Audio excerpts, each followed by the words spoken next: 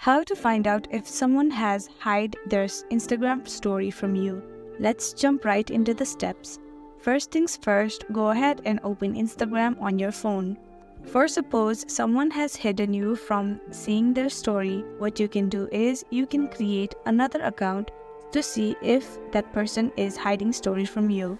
But you have to make sure that the person does not know that you have another account to stalk them.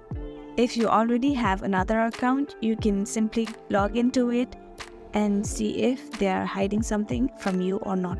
For that, you want to go to your profile that is on the bottom right corner, then tap on your username where you can tap on add account. If you already have an account, tap on login to existing account or tap on create new account. Then go ahead and log in or sign up to some Instagram account. Then what you need to do is from the fake account that you have just made or you are using it as fake account for a very long time, what you need to do is you just want to go ahead and tap on the person's story. And if you see the story from the fake account and not your real account, that means the person is hiding their story from you, or else they are not hiding, you're safe.